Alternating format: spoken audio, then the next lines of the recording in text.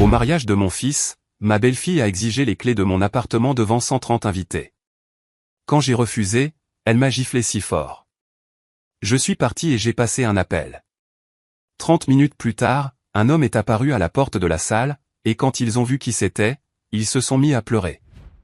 La gifle est arrivée si vite que je n'ai pas eu le temps de réagir. Mes lunettes ont volé, se brisant sur l'élégant sol de la salle de bal sous les yeux de 130 invités en silence absolu. Ma joue me brûlait, mais la douleur dans ma poitrine était bien pire.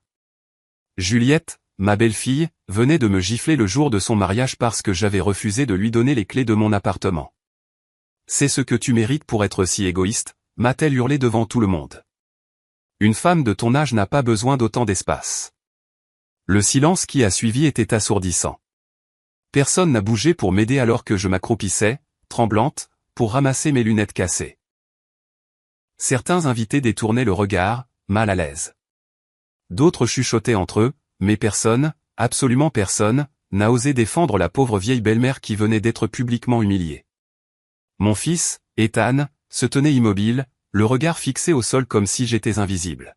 « Tu n'es plus la bienvenue ici », a poursuivi Juliette en lissant sa robe de mariée immaculée. Ethan et moi avons besoin de notre intimité pour commencer notre nouvelle vie. Ton appartement serait parfait pour nous en attendant de trouver quelque chose de mieux. Ces paroles étaient du pur venin.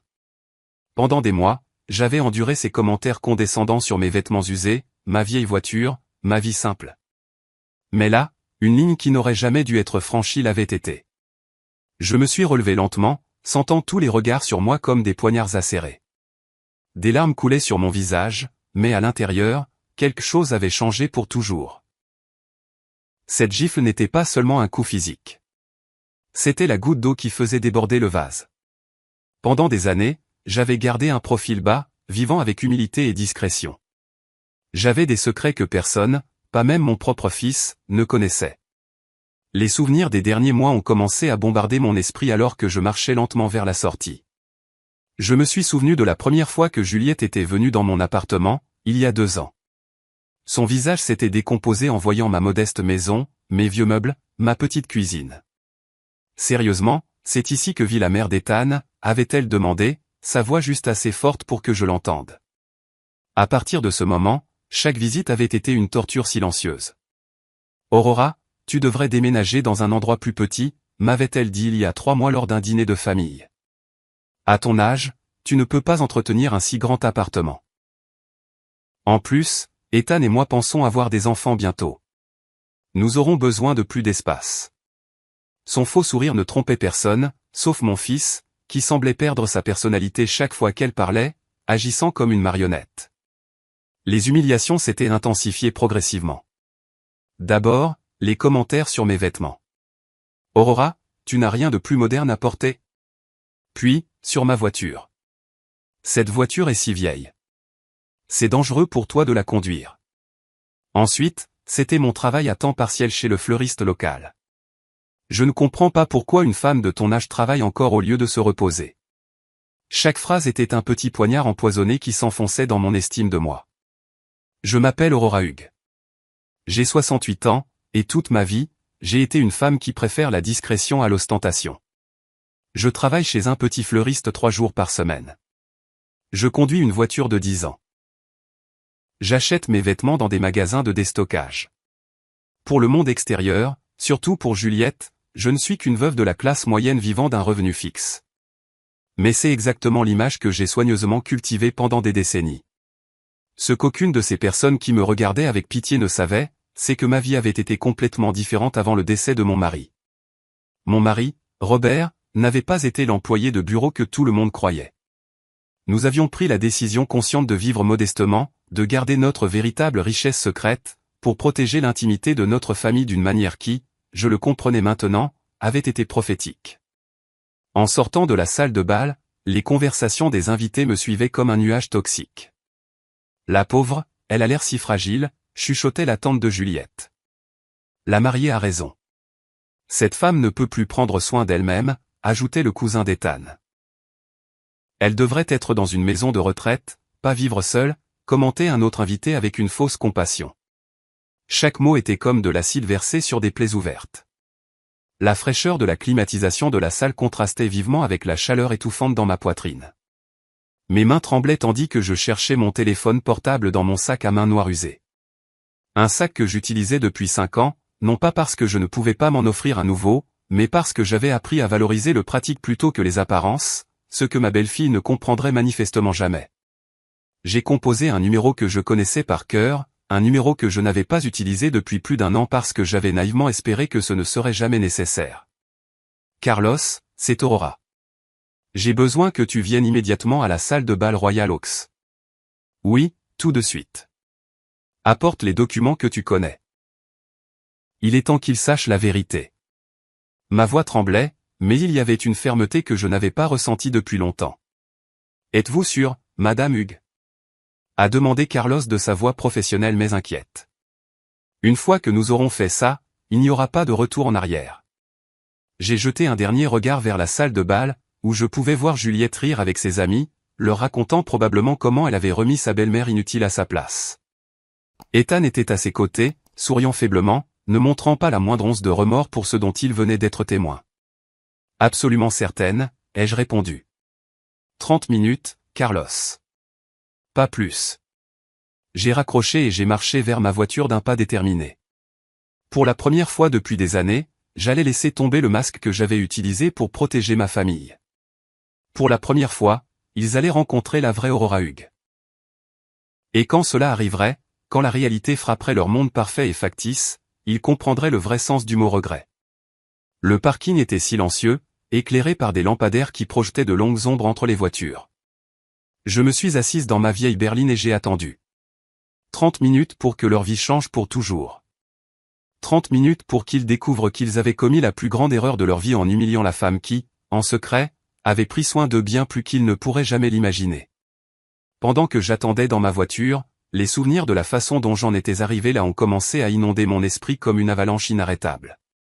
Tout avait commencé exactement 2 ans et demi plus tôt, quand Ethan était venu à mon appartement avec ce sourire nerveux que je connaissais si bien depuis son enfance.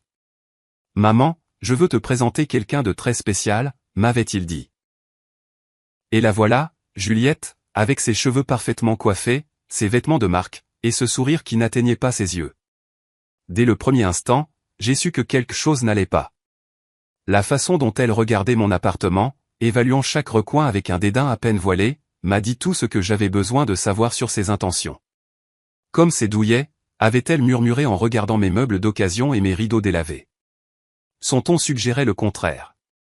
Ethan, complètement aveuglé par ce qu'il croyait être de l'amour, n'a pas remarqué la condescendance dans sa voix. Ce premier dîner avait été un désastre silencieux. Juliette a à peine touché la nourriture que j'avais préparée avec amour, prétendant qu'elle faisait attention à sa ligne. Quand je l'ai interrogée sur sa famille, elle a donné des réponses évasives, mais pas avant de me poser des questions sur ma situation financière avec une curiosité que j'ai trouvée alarmante. « Et comment vous débrouillez-vous avec une pension de veuve, Aurora ? Ça doit être difficile de joindre les deux bouts avec si peu d'argent, avait-elle dit avec une fausse sollicitude. Ce que Juliette ne savait pas, c'est que je l'observais autant qu'elle m'observait. Au cours des mois suivants, j'ai commencé à remarquer des schémas qui m'ont mis en alerte. Chaque fois qu'il visitait mon appartement, elle faisait des commentaires sur le fait que tout était démodé, que je méritais quelque chose de mieux pour mes vieux jours. Mais ses yeux s'attardaient toujours sur les détails qui comptaient vraiment.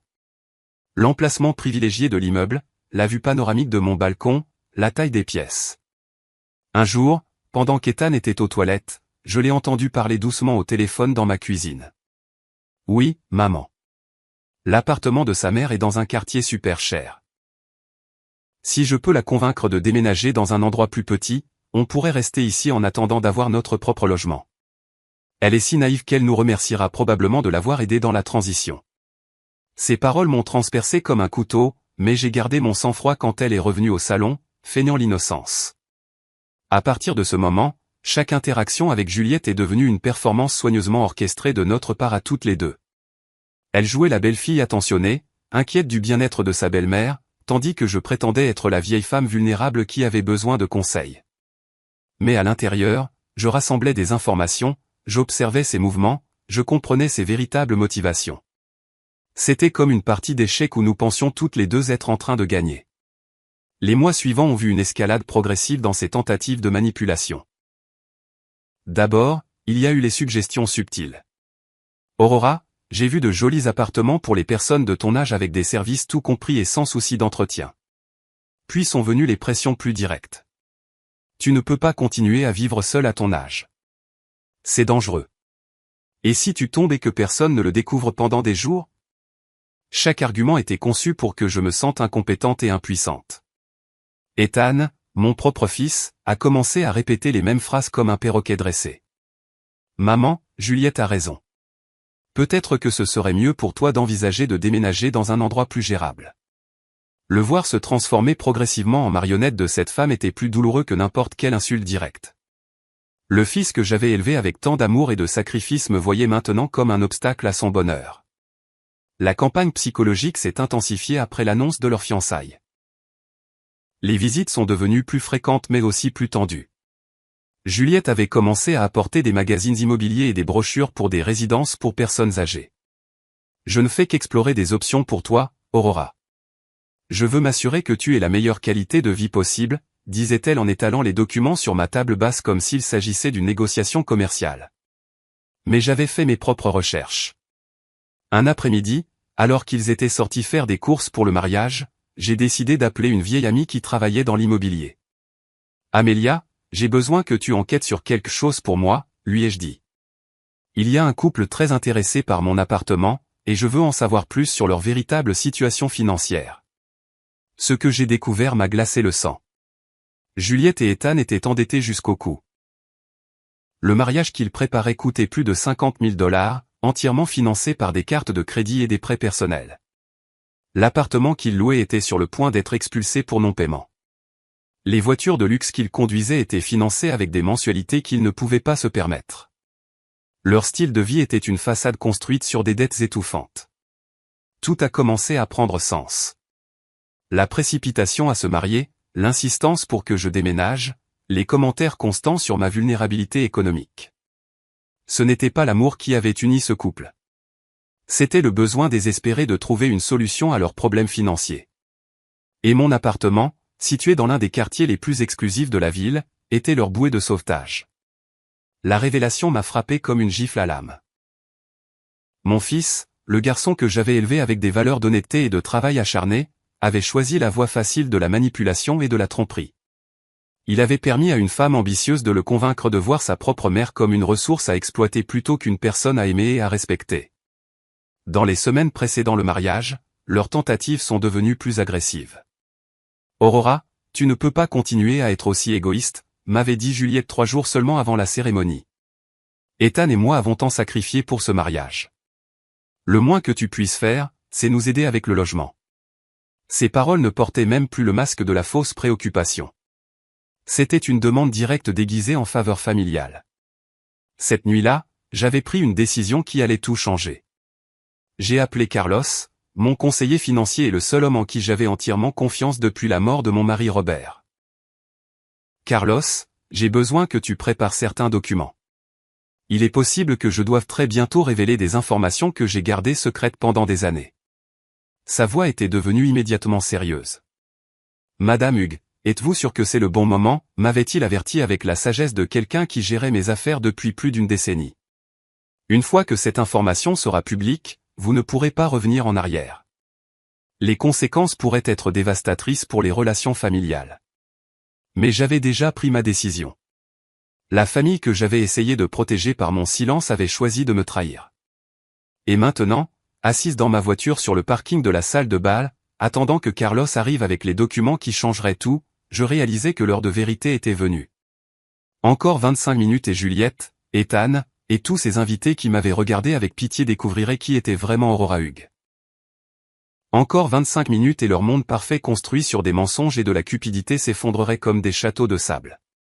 La brise nocturne faisait bruisser les feuilles des arbres autour du parking, créant des ombres dansantes sous les lumières. C'était étrangement poétique que par une si belle nuit, tant d'illusions soient sur le point de mourir pour toujours. 20 minutes s'étaient écoulées depuis mon appel à Carlos, et chaque seconde semblait une éternité. De ma voiture, je pouvais voir les lumières dorées de la salle de bal, entendre la musique joyeuse et les rires qui s'échappaient des fenêtres ouvertes. C'était surréaliste de penser que dans quelques minutes, cette célébration se transformerait en cauchemar pour les principaux protagonistes. Je fermais les yeux et laissais les souvenirs les plus douloureux des derniers mois inonder mon esprit. Je devais me souvenir exactement pourquoi j'étais arrivé à ce point de non-retour. La plus grande humiliation avait eu lieu 2 semaines seulement avant le mariage, lors de ce que Juliette avait appelé une « réunion de famille importante ». Elle était arrivée à mon appartement, accompagnée non seulement d'Ethan, mais aussi de ses parents, une embuscade parfaitement planifiée. « Aurora, nous voulons te parler de ton avenir », avait commencé la mère de Juliette, une femme hautaine qui me regardait comme si j'étais un insecte gênant. « Nous pensons qu'il est temps pour toi de prendre des décisions responsables concernant ta vie », a poursuivi le père de Juliette, un homme corpulent qui avait inspecté mon appartement avec les yeux d'un expert évaluant une propriété. « À ton âge, vivre seul dans un si grand endroit est non seulement inutile, mais dangereux. Et si tu avais une urgence médicale et que personne ne le découvrait pendant des jours ?» Leurs paroles étaient répétées, trop parfaites pour être spontanées. Ethan était resté silencieux tout au long de la conversation, hochant la tête de temps en temps comme une marionnette bien entraînée. Le voir là, assis à côté d'une famille qui me traitait comme un obstacle, c'était comme voir le fils que j'avais élevé mourir sous mes yeux. « Maman », a-t-il finalement dit d'une voix que je ne reconnaissais plus. « Ils ont raison. Juliette et moi en avons parlé, et nous pensons que ce serait mieux pour tout le monde si tu déménageais dans un endroit plus approprié pour ton âge. » Approprié pour mon âge, ai-je répété, sentant la colère commencer à monter en moi. Et qui décide de ce qui est approprié pour moi? Vous. La mère de Juliette a échangé un regard entendu avec son mari, comme si mes paroles confirmaient quelque chose dont ils avaient déjà discuté. Aurora, nous comprenons que cela puisse être difficile à accepter, mais tu dois penser à ce qui est le mieux pour Ethan et Juliette. Ce qui est le mieux pour eux. Ai-je murmuré, commençant à comprendre la véritable dimension de la conspiration qui avait été tissée dans mon dos. Et je suppose que mon appartement serait parfait pour qu'ils commencent leur vie de couple, n'est-ce pas? Le silence gêné qui a suivi ma question a été toute la réponse dont j'avais besoin. Ils avaient planifié chaque détail de cette conversation, chaque argument, chaque pression psychologique. Juliette a pris le contrôle à ce moment-là, déployant tout son arsenal de manipulation émotionnelle. Aurora, il ne s'agit pas seulement de l'appartement, il s'agit de ton bien-être. Nous avons fait des recherches, et nous avons trouvé une résidence merveilleuse pour les personnes de ton âge. Elle dispose de services médicaux 24h24, d'activités sociales, de repas préparés. Tu pourrais te faire des amis qui comprennent ce que tu traverses. Son faux sourire me donnait la nausée. Ce que je traverse, ai-je demandé, feignant la confusion. Et que penses-tu exactement que je traverse, Juliette? Elle a cherché le soutien d'Ethan avant de répondre. Eh bien, la solitude, l'incertitude financière, la peur de ne pas pouvoir prendre soin de toi-même. C'est normal à ton âge, Aurora. Tu n'as pas à avoir honte d'avoir besoin d'aide. L'audace de cette femme de 28 ans me disant ce qui était normal à mon âge m'a laissé sans voix un instant. Mais j'ai alors vu quelque chose dans ses yeux qui m'a glacé. La certitude absolue qu'elle avait un droit sur ma vie, ma maison, mes décisions. Pour elle, je n'étais plus une personne autonome, mais un obstacle à éliminer avec le moins de résistance possible. Nous avons fait les comptes, a poursuivi le père de Juliette, sortant un dossier qu'ils avaient manifestement préparé à l'avance. Le coût de la résidence serait d'environ 2500 $ par mois. Avec la vente de ton appartement, tu aurais assez d'argent pour le couvrir pendant de nombreuses années, et il en resterait même pour aider Ethan et Juliette avec leurs premières dépenses de mariage. Là, c'était la vérité, nue et crue. Il ne s'agissait pas de mon bien-être ou de ma sécurité. Il s'agissait d'argent. Il s'agissait de convertir ma maison en liquidité pour financer leur style de vie insoutenable. Et si je refuse, ai-je demandé, bien que je connaisse déjà la réponse. Aurora, a dit Ethan, sa voix semblant répéter. Nous espérons qu'il ne sera pas nécessaire de prendre des mesures plus drastiques.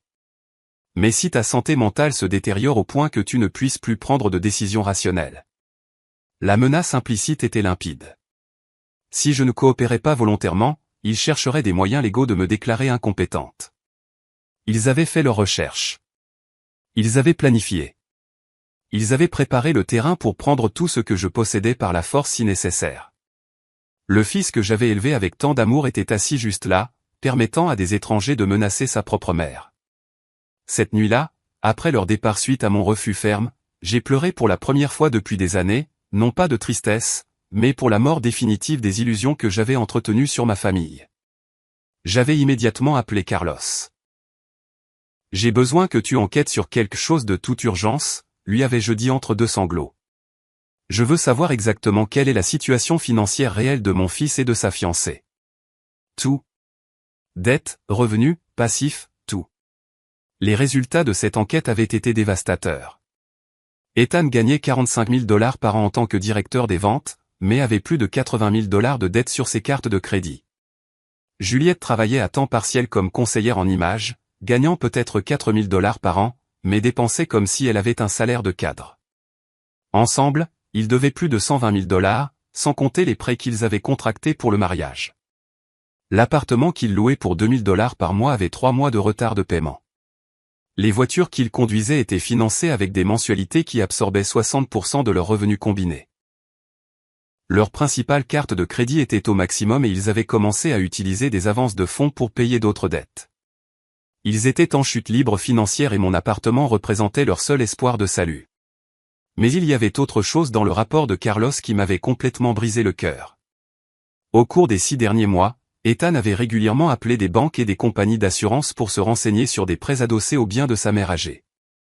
Il s'était renseigné sur les procédures légales pour obtenir une procuration financière sur les personnes âgées.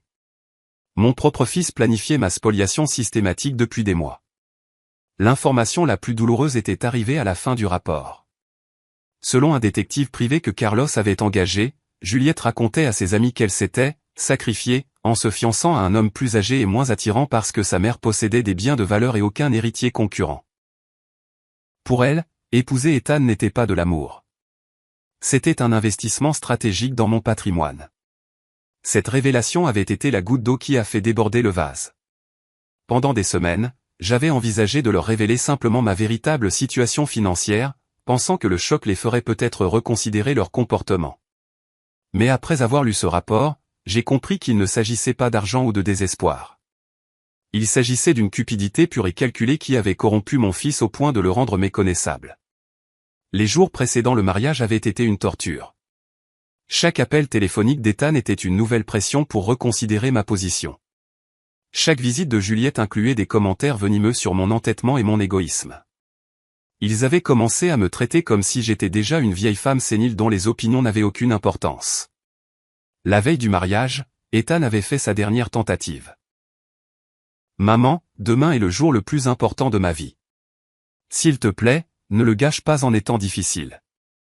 Juliette veut juste ce qu'il y a de mieux pour nous tous. » Ces paroles avaient été la confirmation finale que j'avais perdu mon fils pour toujours. L'homme qui allait se marier le lendemain n'était plus le garçon que j'avais élevé avec tant d'amour et de sacrifice. Et maintenant, assise dans ma voiture en attendant Carlos, je réalisais que tout avait mené à ce moment inévitable. Il ne s'agissait pas de vengeance ou de cruauté. Il s'agissait de justice. Il s'agissait de leur montrer les conséquences de leurs actes. Il s'agissait de leur apprendre que certaines lignes n'auraient jamais dû être franchies. Encore 15 minutes et tout changerait pour toujours. Mes mains tremblaient en composant le numéro de Joseph, mon voisin de l'appartement d'à accent grave côté, un homme de 70 ans qui avait été un témoin silencieux de toutes les visites tendues des derniers mois. Joseph, c'est Aurora. J'ai besoin de te demander une faveur très importante, dis-je, la voix tremblante. Pourrais-tu aller dans mon appartement et m'apporter le dossier marron du deuxième tiroir de mon bureau? Oui, tout de suite. C'est urgent. Joseph était comme un frère pour moi depuis la mort de Robert, et je savais que je pouvais lui faire confiance sans qu'il pose de questions. Pendant que j'attendais, je me suis souvenu de la conversation que j'avais eue avec Joseph une semaine plus tôt. Il avait vu de son balcon Juliette arriver avec un expert immobilier sans m'en avertir. Aurora, cette fille a amené un homme avec une mallette qui mesurait ton appartement de l'extérieur, m'avait-il dit avec une inquiétude évidente dans la voix. Quand ils m'ont vu, ils sont partis rapidement. Je n'aime pas du tout ce qui se passe. Joseph avait été le premier à remarquer les changements subtils dans le comportement d'Ethan au cours des derniers mois. Ton fils ne me salue plus comme avant. Avait-il observé? Avant, il restait discuter avec moi quand il venait te voir. Maintenant, il entre et sort en courant comme s'il avait honte de quelque chose. Ces paroles avaient confirmé ce que mon cœur savait déjà. J'avais perdu mon fils bien avant la gifle de cette nuit. Le dossier que j'avais demandé à Joseph contenait des documents que personne dans ma famille n'avait jamais vus. Des certificats bancaires, des titres de propriété, des registres d'investissement que Robert et moi avions gardés secrets pendant des décennies. Des documents qui prouvaient que la pauvre veuve vivant d'une modeste pension était en réalité une femme avec suffisamment de ressources pour changer des vies avec une seule décision. 10 minutes plus tard, Joseph est apparu dans le parking avec le dossier entre les mains. « Aurora, que se passe-t-il ? Tu as l'air très bouleversée », a-t-il demandé en me tendant les documents. J'ai expliqué brièvement ce qui s'était passé dans la salle de bal, et j'ai vu son visage se durcir à chaque détail. « Cette femme est une vipère », a-t-il marmonné. Je l'ai toujours su. Joseph, dans quelques minutes, un homme nommé Carlos va arriver. Quand tu le verras, dis-lui que je l'attends ici, ai-je demandé. Et Joseph, après ce soir, beaucoup de choses vont changer. Je veux que tu saches que tu as toujours été comme de la famille pour moi. Ses yeux se sont remplis de larmes tandis qu'il hochait la tête. Tu es de la famille pour moi aussi, Aurora. Fais ce que tu as à faire. Alors que Joseph retournait à l'immeuble, j'ai ouvert le dossier et j'ai commencé à revoir des documents que je n'avais pas consultés depuis des mois. Le premier était un relevé bancaire montrant un solde de 5 400 000 $ sur un compte d'investissement. Le deuxième était le titre de propriété d'un immeuble de bureau au centre-ville qui générait un loyer mensuel de 50 000 $. Le troisième était l'acte de vente d'une maison de plage que j'avais achetée comme investissement il y a 10 ans. Robert avait été un génie des investissements, partant d'une petite entreprise d'importation pour en faire un empire silencieux. Ensemble, nous avions pris la décision de vivre modestement pour protéger notre vie privée et la sécurité de notre famille. La richesse visible attire les problèmes, disait Robert. La richesse invisible te donne le pouvoir. Je n'aurais jamais imaginé devoir utiliser ce pouvoir contre mon propre fils. Chaque document de ce dossier représentait des années de travail acharné et de décisions intelligentes. Le fleuriste où je travaillais 3 jours par semaine, ce n'était pas parce que j'avais besoin d'argent, mais parce que j'aimais rester active et connectée à la communauté. La vieille voiture que je conduisais, ce n'était pas par contrainte économique, mais parce que j'avais appris que l'ostentation inutile n'apporte que des problèmes. Mon appartement, celui que Juliette convoitait tant, était en fait le bien le moins précieux de mon portefeuille. Je l'avais acheté non pas pour sa valeur économique, mais pour les souvenirs qu'il contenait. C'était là que Robert et moi avions passé nos dernières années ensemble, où nous avions planifié notre avenir, où il était décédé dans mes bras après une courageuse bataille contre le cancer. Mais il y avait autre chose dans ce dossier qui allait tout changer pour Ethan et Juliette. Depuis 3 ans, depuis que mon fils avait commencé à avoir des problèmes financiers, je payais secrètement beaucoup de ses dettes. Les paiements de cartes de crédit qu'il pensait provenir d'une prime de travail sortaient en fait de mon compte. La réduction spéciale sur son loyer qu'il avait négocié avec son propriétaire était de l'argent que je transférais mensuellement. Sans qu'Ethan le sache, je subventionnais son style de vie irresponsable depuis des années. L'appartement luxueux où il vivait, la voiture qu'il conduisait, même certaines des dépenses pour le mariage qui se déroulait en ce moment même avaient été rendues possibles par mon soutien financier secret. J'avais pensé aider mon fils à traverser une période difficile, sans réaliser que je finançais sa transformation en une personne que je ne reconnaissais pas. Les relevés bancaires montraient des virements mensuels totalisant 4 500 $ qui avaient maintenu à flot le navire en perdition de la vie financière d'Ethan. De l'argent qu'il croyait provenir de primes de travail ou de remboursement d'impôts alors qu'en réalité, c'était sa mère qui essayait désespérément de le protéger des conséquences de ses décisions irresponsables. L'ironie était dévastatrice. Alors que Juliette m'humiliait pour être un fardeau économique pour leur futur mariage, j'étais littéralement la seule raison pour laquelle il pouvait se permettre ce mariage. Alors qu'il prévoyait de me dépouiller de mon appartement pour résoudre leurs problèmes financiers, je résolvais ces problèmes en secret depuis des années.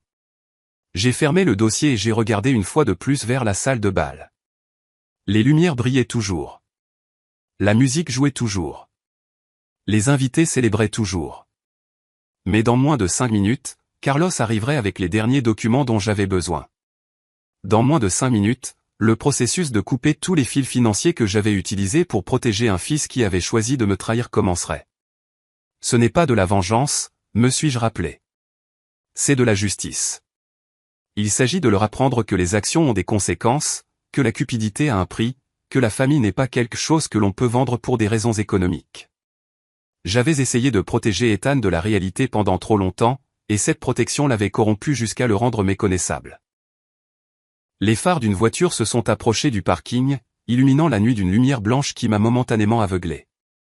C'était Carlos, ponctuel comme toujours, arrivant avec les documents qui changeraient tout pour toujours. Je suis sorti de ma voiture et j'ai marché vers lui, sentant comment chaque pas m'éloignait de l'Aurora que j'avais été, et me rapprochait de la femme que je devais devenir. « Madame Hugues », a dit Carlos en sortant de sa voiture, un dossier juridique sous le bras. « Êtes-vous absolument sûr de cela ? Une fois que nous serons entrés, il n'y aura aucun moyen d'annuler ce qui est sur le point de se produire. » J'ai regardé une dernière fois vers la salle de bal, où mon fils et sa nouvelle femme célébraient probablement encore leur victoire sur la vieille femme inutile qu'ils venaient d'humilier. Je n'ai jamais été aussi sûr de quelque chose de toute ma vie, Carlos. Il est temps qu'il rencontre la vraie Aurora Hugues. Carlos a ouvert son dossier sous la lumière du parking et a commencé à me montrer les documents qu'il avait préparés avec son efficacité caractéristique. Madame Hugues, voici l'ordre de suspension immédiate de tous les virements bancaires que vous effectuiez au nom d'Ethan Hugues, a-t-il dit en désignant le premier papier. Également, voici l'avis d'annulation du contrat de location que vous aviez confidentiellement garanti. Le propriétaire recevra ce document demain matin. J'ai pris les papiers avec des mains tremblantes mais déterminées. Chaque document représentait un fil que j'avais soigneusement tissé pendant des années pour protéger mon fils. Et maintenant, je coupais ces fils un par un. Et le paiement pour la salle de bal, ai-je demandé, bien que je connaisse déjà la réponse. Annulé ? Annulé, a confirmé Carlos. Le dépôt que vous aviez garanti sera retiré ce soir. Ils auront jusqu'à demain pour trouver un autre mode de paiement.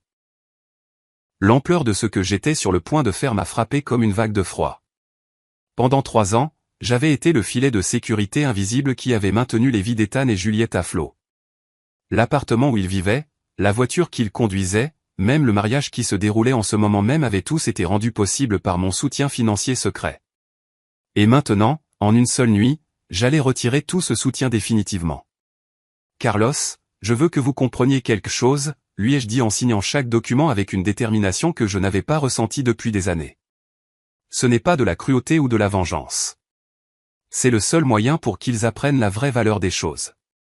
Pendant trop longtemps, je les ai protégés des conséquences de leurs actes, et cette protection les a corrompus en des personnes que je ne reconnais pas.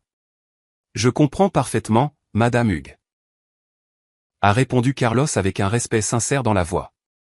En 30 ans de carrière de conseiller financier, j'ai vu de nombreuses familles détruites par la cupidité et l'ingratitude.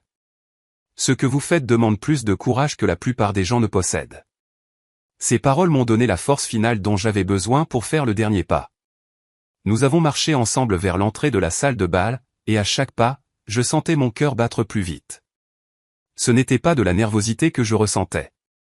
C'était un étrange mélange de tristesse pour ce que j'avais perdu, et d'anticipation pour ce que j'étais sur le point de regagner, ma dignité, mon respect de moi-même, mon droit d'être traité comme un être humain au lieu d'une ressource à exploiter. La musique s'est arrêtée brusquement lorsque nous sommes entrés dans la salle de bal. 130 paires d'yeux se sont tournés vers nous, et j'ai pu voir la confusion sur les visages des invités. Certains ont reconnu Carlos immédiatement. Après tout, il avait géré les affaires financières de plusieurs familles importantes de la ville pendant des décennies. Sa présence lors d'événements sociaux signifiait généralement que quelque chose d'important était sur le point de se produire. Juliette a été la première à réagir. « Qu'est-ce que tu fais ici, Aurora ?» m'a-t-elle crié depuis le centre de la piste de danse où elle posait pour des photos avec Ethan.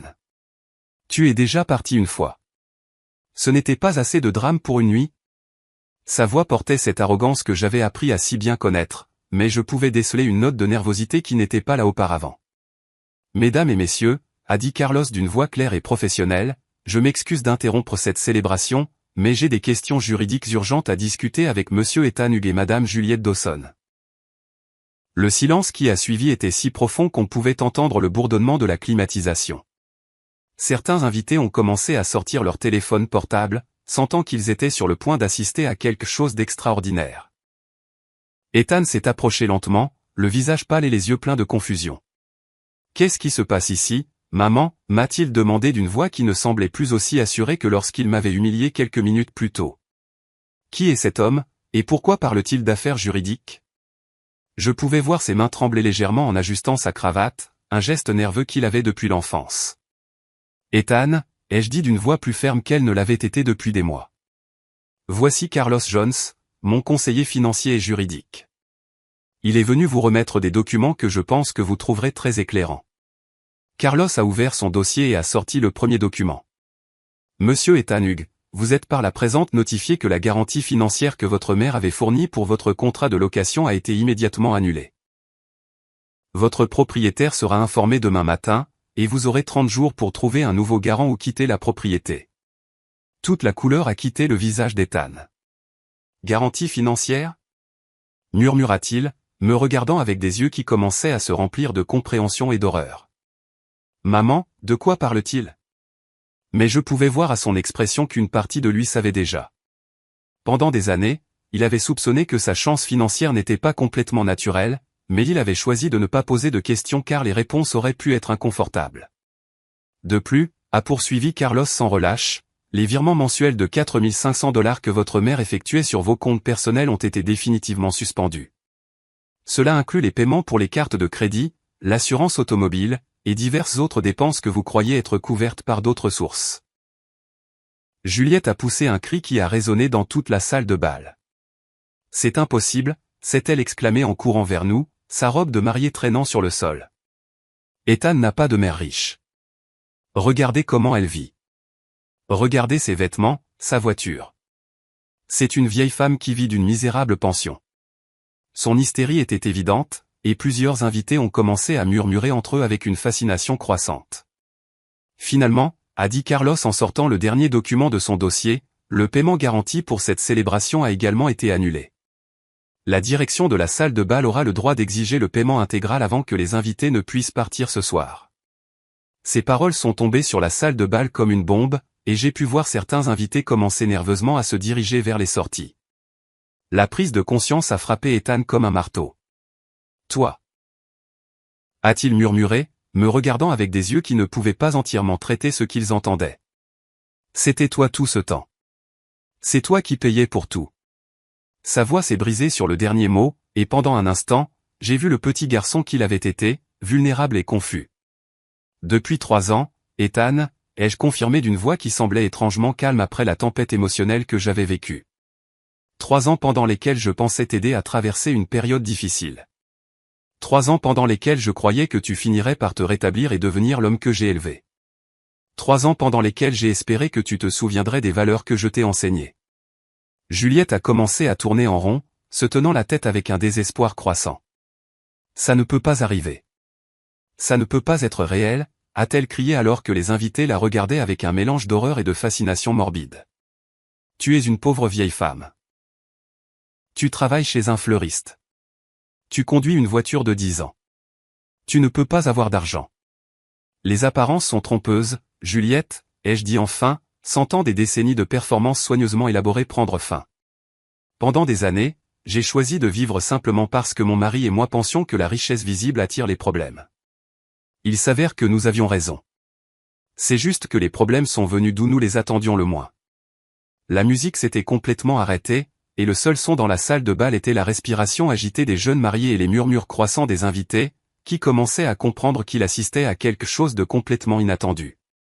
Certains enregistraient déjà avec leur téléphone, sachant instinctivement que cette histoire deviendrait une légende urbaine. « Maman, a dit Ethan, la voix brisée. S'il te plaît, il doit y avoir un moyen de réparer ça. Le mariage, les invités, tout. » Mais je pouvais voir dans ses yeux qu'il commençait enfin à comprendre l'ampleur de ce qu'il avait perdu, pas seulement de l'argent ou un soutien financier. Il avait perdu sa mère, la femme qu'il avait aimée inconditionnellement pendant 35 ans. La seule façon de réparer ça, Ethan, ai-je répondu, était de ne pas le briser en premier lieu. Le silence dans la salle de bal est devenu assourdissant. 130 invités retenaient leur souffle en traitant ce qu'ils venaient d'entendre. Juliette se tenait immobile pour la première fois de la soirée, ses yeux passant de Carlos au document, puis à mon visage, comme si elle essayait de trouver une faille dans la réalité qui s'effondrait autour d'elle. Ethan me fixait simplement avec une expression que je n'oublierai jamais, un mélange de choc, de compréhension tardive et d'horreur absolue. « Madame Hughes, a dit Carlos d'une voix assez forte pour que tout le monde entende. Souhaitez-vous que je procède à la lecture des détails financiers complets ? Sa question est restée en suspens dans l'air comme une épée au-dessus de la tête des jeunes mariés. Je pouvais voir plusieurs invités se rapprocher, fascinés par le drame qui se déroulait sous leurs yeux. S'il vous plaît, Carlos, ai-je répondu avec une sérénité que je ne me connaissais pas, je pense que tout le monde mérite de connaître toute la vérité. Juliette a essayé d'interrompre avec un cri désespéré, mais Carlos a levé la main et a continué avec la précision d'un chirurgien effectuant une opération délicate. Au cours des 36 derniers mois, a commencé Carlos en consultant ses documents, Madame Aurora Hugues a transféré un total de $162 000 pour couvrir les frais de subsistance de son fils, Ethan Hugues, et de sa fiancée. Cela comprend $48 000 pour les loyers, $44 000 pour les paiements par carte de crédit, $18 000 pour l'assurance des véhicules et $22 000 pour des dépenses diverses. Un murmure collectif a parcouru la salle de bal. Certains invités ont échangé des regards d'étonnement. D'autres ont sorti des calculatrices sur leur téléphone pour vérifier les chiffres. La mère de Juliette, qui était restée assise à la table d'honneur pendant toute la confrontation, s'est lentement levée, le visage complètement pâle. De plus, a poursuivi Carlos sans relâche, Madame Hugues a personnellement garanti le coût total de cette célébration, y compris la salle de bal, la nourriture, la musique, les fleurs et la photographie, pour un montant de $53 000. Argent qui, comme je l'ai mentionné précédemment, n'est plus disponible pour couvrir ses dépenses. Juliette a enfin retrouvé sa voix, mais ce qui est sorti ressemblait plus à un gémissement qu'à des mots cohérents. C'est impossible. C'est un mensonge. Personne ne peut avoir autant d'argent et vivre comme une miséreuse. Elle s'est tournée vers les invités comme si elle cherchait du soutien, mais n'a trouvé que des visages fascinés, et certains qui étaient clairement amusés par son désespoir. Ma chère Juliette, ai-je dit avec un calme qui contrastait de façon spectaculaire avec son hystérie. Tu viens d'apprendre une leçon très précieuse sur le fait de juger les gens sur les apparences. Pendant des années, j'ai choisi de vivre simplement parce que mon mari, Robert, et moi valorisions la vie privée au-dessus de l'ostentation. Cela s'est avéré être une décision très sage. Ethan a enfin réagi, s'approchant de moi d'un pas hésitant. Maman, s'il te plaît, il doit y avoir une explication. Il doit y avoir un moyen de résoudre ça. Tu ne peux pas simplement. Tu ne peux pas détruire ma vie comme ça. Sa voix s'est brisée sur le dernier mot, et pendant un instant, j'ai ressenti une pointe de douleur maternelle qui a failli me faire flancher. Détruire ta vie, ai-je répété, sentant la colère recommencer à monter en moi. Je détruis ta vie? N'est-ce pas ta femme qui m'a giflé devant 130 personnes? N'est-ce pas toi qui es resté là sans dire un mot pendant que j'étais humilié? N'est-ce pas toi qui as prévu de me dépouiller de ma maison? La vérité de mes paroles a résonné dans la salle de bal comme des cloches d'église. Plusieurs invités ont hoché la tête, se souvenant clairement de la scène qui avait déclenché tout ce drame. Certains avaient même des vidéos sur leur téléphone de la gifle que Juliette m'avait donnée, preuve numérique de la cruauté qui avait déclenché cette révélation. Mais c'était différent, a marmonné Ethan, bien que sa voix manque de conviction. On ne savait pas. On ne comprenait pas. On pensait que tu avais vraiment besoin d'aide. Ces excuses semblaient pathétiques même à ses propres oreilles, et je pouvais voir certains invités échanger des regards de mépris. Tu ne savais pas, ai-je demandé, ma voix s'élevant pour la première fois de la soirée. Tu ne savais pas que tu préparais une embuscade familiale pour me faire pression pour que je vende ma maison? Tu ne savais pas que tu avais amené un expert immobilier à mon insu? Tu ne savais pas que tu avais enquêté sur des moyens légaux de me déclarer incompétente si je ne coopérais pas? À chaque question, la posture d'Ethan se réduisait. Carlos a profité du moment pour sortir un autre document de son dossier. Monsieur Hugues, je dois également vous informer que votre mère a décidé de modifier son testament. Tous les actifs qui vous étaient précédemment destinés en héritage ont été redirigés vers des organisations caritatives dédiées à la protection des personnes âgées contre les abus familiaux. L'impact de cette déclaration a été comme une explosion silencieuse. Juliette a reculé comme si elle avait été physiquement frappée. « Tu ne peux pas faire ça », a-t-elle hurlé, son masque de sang-froid tombant enfin complètement. « Nous sommes ta famille. Ethan est ton seul fils. Tu ne peux pas le déshériter pour une stupide dispute. » Une stupide dispute, ai-je répété, laissant les mots flotter dans l'air tendu. C'est comme ça que tu décris une conspiration familiale pour dépouiller une vieille femme de sa maison. C'est comme ça que tu justifies de gifler la mère de ton mari le jour de ton propre mariage? Ma voix était devenue glaciale, et je pouvais voir certains invités tressaillir. Le père de Juliette, qui était resté silencieux pendant toute la confrontation, s'est finalement approché avec une expression de panique mal déguisée. Madame Hugues, je pense que nous sommes tous un peu bouleversés par les émotions de la journée. Peut-être pourrions-nous en discuter en privé quand les choses se seront calmées. Son ton était celui d'un homme qui venait de réaliser qu'il avait misé sur le mauvais cheval. Il n'y a rien à discuter en privé, ai-je répondu fermement. Tout ce que j'avais à dire a été dit ici, devant les mêmes personnes qui ont été témoins de mon humiliation. Vous avez choisi de rendre cela public, alors ma réponse sera publique. Les têtes des invités se déplaçaient entre nous comme s'ils regardaient un match de tennis, absorbés par chaque échange. Carlos a fermé son dossier avec un claquement sec qui a résonné dans toute la salle de bal. Madame Hugues, tous les documents ont été livrés et expliqués. Les effets juridiques commenceront immédiatement. Il s'est tourné vers Ethan et Juliette avec une expression professionnelle, mais non sans une certaine satisfaction.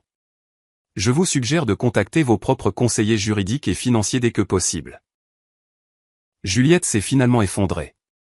Elle s'est littéralement laissée tomber sur une chaise voisine et a commencé à pleurer avec des sanglots incontrôlés qui ont résonné dans la salle de bal. Tout est ruiné, a-t-elle murmuré entre ses larmes. Tout ce que nous avions prévu, tout ce pourquoi nous avions travaillé. Tout est détruit. Sa robe de mariée, autrefois immaculée, était maintenant froissée et tachée de larmes. Non, ai-je dit en m'approchant d'elle pour la première fois depuis la gifle. Ce qui est détruit, ce sont les mensonges, la cupidité et le manque de respect. Ce qui est détruit, c'est l'illusion que l'on peut traiter les gens comme des objets et s'attendre à ce qu'il n'y ait pas de conséquences.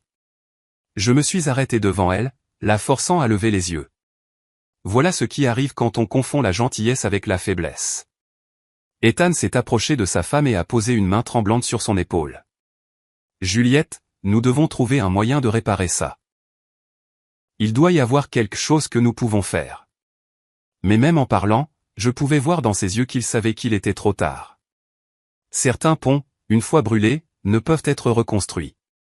Il y a un moyen de réparer ça, Ethan, ai-je dit, le regardant droit dans les yeux pour la première fois depuis des mois sans ressentir de douleur. Tu peux apprendre de cela. Tu peux grandir à partir de cela.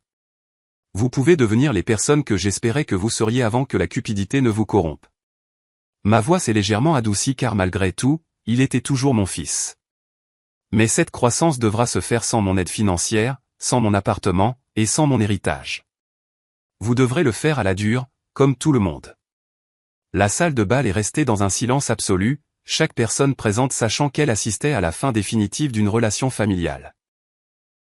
Carlos et moi nous sommes dirigés vers la sortie, laissant derrière nous une salle de bal pleine d'invités choqués et un couple de jeunes mariés dont le monde parfait s'était effondré en moins de 30 minutes. Alors que Carlos et moi marchions vers la sortie, le silence derrière nous fut interrompu par une voix que je ne m'attendais pas à entendre. « Attends, Aurora. » C'était Lucie, la sœur cadette d'Ethan, qui était assise à une table au fond pendant toute la confrontation. Elle a couru vers nous, les larmes aux yeux et une expression d'horreur absolue sur son visage. « Tante Aurora, » a dit Lucie d'une voix tremblante. « Je ne savais rien de tout ça. Je jure qu'Ethan ne m'a jamais dit ce qu'il prévoyait avec toi. » Lucie avait toujours été ma nièce préférée, une jeune femme de 29 ans qui travaillait comme enseignante et avait maintenu une relation étroite avec moi-même après qu'Ethan se soit éloigné. Si j'avais su ce qu'ils allaient te faire, j'aurais essayé de les arrêter. Je me suis arrêté et je les regardais, voyant dans ses yeux la même honnêteté que je connaissais depuis qu'elle était petite.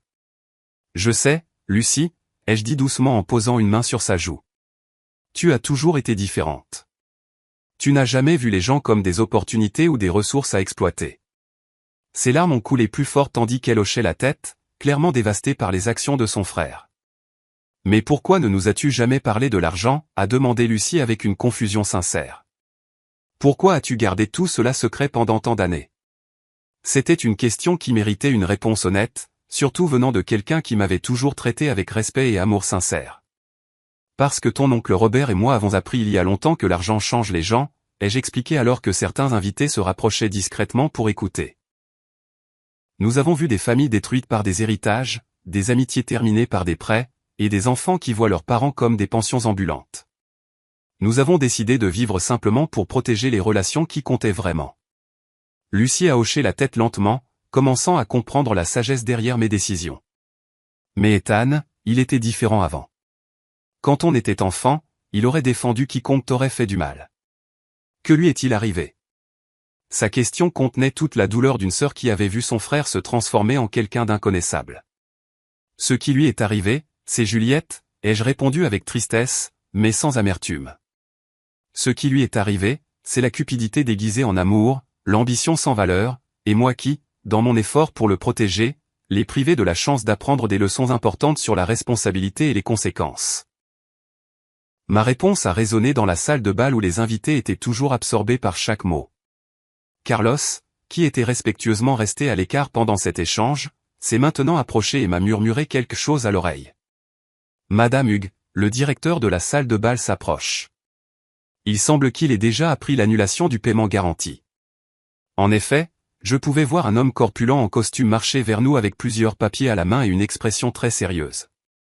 Madame Hugues, a dit le directeur d'une voix tendue, je viens de recevoir un avis d'annulation de paiement qui est très irrégulier. Le contrat pour cette célébration est garanti jusqu'à demain matin. Pouvez-vous expliquer ce qui se passe ici?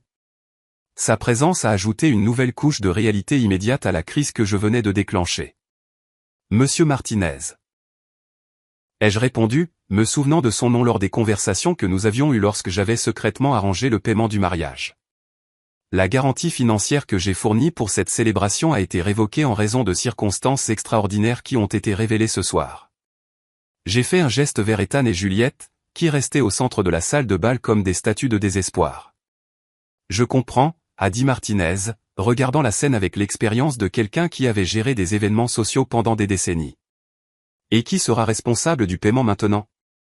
Le montant total restant dû est de 53 000 $, y compris la salle de bal, la nourriture, la musique, les fleurs et les services de photographie. Sa voix était professionnelle mais ferme, indiquant clairement que quelqu'un devrait résoudre ce problème immédiatement. Ethan a enfin réagi, s'approchant de nous d'un pas hésitant. Monsieur Martinez, il doit y avoir un malentendu. Ma mère, elle ne peut pas simplement annuler le paiement comme ça. Nous sommes une famille. Cela peut se résoudre. Sa voix portait un désespoir que je n'avais jamais entendu auparavant. Le désespoir d'un homme qui comprenait enfin l'ampleur de sa situation. Jeune homme, a dit Martinez avec la patience forcée d'un professionnel. La garantie financière a été fournie par Madame Hugues personnellement et en privé. Elle a le droit légal de retirer cette garantie à tout moment. J'ai maintenant besoin que quelqu'un fournisse une autre forme de paiement immédiatement ou je serai obligé de suspendre l'événement. Juliette s'est approchée en titubant, sa robe de mariée maintenant complètement débraillée et son maquillage maculé de larmes. Vous ne pouvez pas faire ça, a-t-elle crié à Martinez. C'est le jour de notre mariage. Vous ne pouvez pas gâcher notre mariage pour des problèmes d'argent. Son hystérie était évidente, et plusieurs invités ont commencé à murmurer entre eux avec un malaise croissant. Madame, a répondu Martinez avec une fermeté croissante, je ne gâche rien.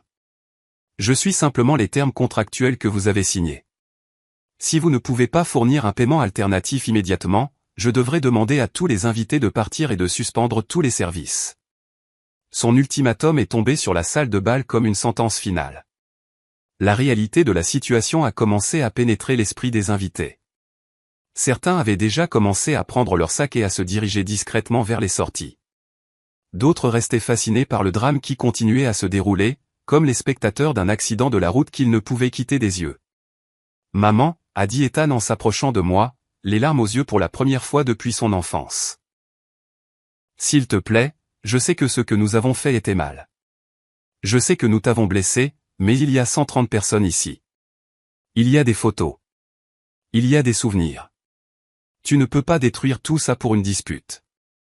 Sa voix s'est brisée sur le dernier mot, et pendant un instant, j'ai vu le petit garçon qu'il avait été. Ethan, ai-je répondu avec un calme qui m'a surprise. Je ne détruis rien. Vous avez détruit tout ça quand vous avez choisi la cupidité plutôt que l'amour. Quand vous avez choisi la manipulation plutôt que l'honnêteté. Quand vous avez choisi de m'humilier publiquement au lieu de me traiter avec le respect que je mérite en tant que mère. Chaque mot était comme un poignard. Mais c'étaient des mots qui devaient être dits. Mais qu'allons-nous faire, a demandé Juliette d'une voix désespérée, regardant les invités qui continuaient à quitter la salle de bal. Comment allons-nous expliquer ça? Comment allons-nous payer tout ça? Sa panique était évidente, et je pouvais voir qu'elle commençait enfin à comprendre les implications réelles de ses actes. Vous allez faire ce que font toutes les personnes responsables, ai-je répondu. Vous allez trouver des moyens de gagner de l'argent honnêtement. Vous allez apprendre à vivre selon vos moyens. Vous allez découvrir ce que signifie travailler dur pour les choses que vous voulez au lieu d'attendre que les autres vous les fournissent. Ma voix était devenue plus forte, et je sentais des décennies de sagesse accumulée s'écouler à travers mes paroles. Carlos s'est approché discrètement et a murmuré « Madame Hugues, le processus juridique est terminé. Tous les documents ont été livrés et expliqués. Il n'y a plus rien que nous puissions faire ici. » Son message était clair. Il était temps de partir, de laisser Ethan et Juliette faire face aux conséquences de leurs décisions sans ma présence comme distraction. Lucie s'est approchée une fois de plus et m'a serré fort dans ses bras. Tante Aurora, je veux que tu saches que tu auras toujours mon respect et mon amour, quoi qu'il arrive avec Ethan. Ces mots étaient comme un baume pour mon cœur blessé, me rappelant que toute la famille n'avait pas été corrompue par la cupidité. Et tu auras toujours le mien, Lucie, ai-je répondu en lui rendant son étreinte. Souviens-toi de cette nuit quand tu prendras des décisions importantes dans ta vie. Souviens-toi que le caractère se définit non pas par ce que nous avons, mais par la façon dont nous traitons les gens que nous aimons.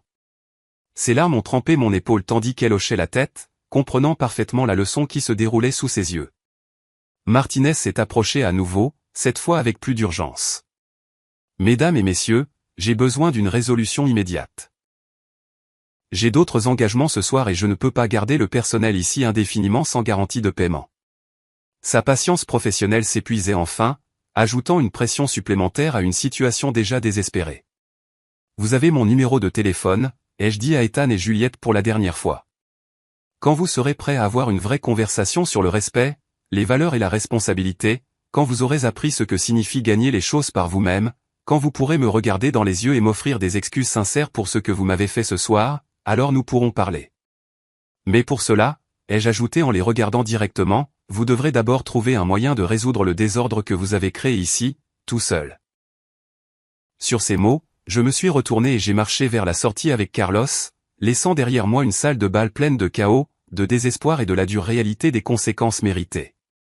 La suite de l'histoire, incluant l'épilogue et les réflexions finales, n'était pas dans la demande initiale mais a été ajoutée. Voici la traduction de ces sections également. 3 jours plus tard. 3 jours après le mariage, mon appartement était devenu un refuge de paix que je n'avais pas connu depuis des années. Joseph venait chaque matin avec du café et des pâtisseries de la boulangerie locale, s'assurant que j'allais bien après ce qu'il appelait « la nuit où Aurora a repris sa dignité ». Ces visites avaient été un baume pour mon âme, me rappelant que j'avais encore une famille de cœur qui me valorisait pour ce que j'étais vraiment. Le téléphone avait sonné sans cesse pendant ces 3 jours. Ethan avait appelé 37 fois, laissant des messages qui évoluaient de la colère initiale à des supplications désespérées. Juliette avait envoyé 14 messages textes, chacun plus hystérique que le précédent. Ses parents s'étaient présentés à ma porte à 2 reprises, exigeant que je répare le gâchis que j'avais causé, mais j'avais tenu bon avec un calme qui me surprenait moi-même. Carlos est arrivé ce matin-là avec des nouvelles qui, bien qu'attendues, étaient dévastatrices dans leur ampleur. Madame Hugues, m'avait-il dit alors que nous buvions du thé sur mon balcon, j'ai reçu des rapports de tous les fronts.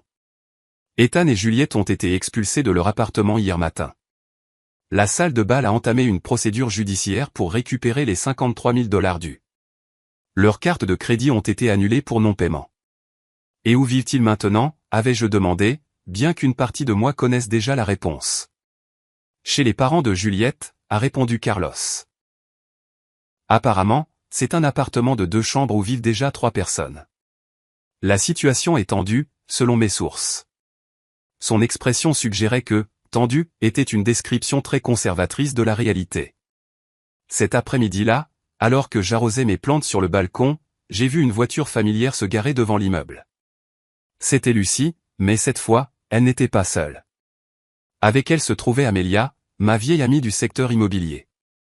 Et à ma grande surprise, Joseph est sorti de la banquette arrière. « Aurora » a crié Lucie depuis le trottoir. « Nous devons te parler. Il y a des choses que tu dois savoir. » Quand ils sont arrivés dans mon appartement, leur visage portait un mélange d'urgence et d'inquiétude qui m'a immédiatement mise en alerte.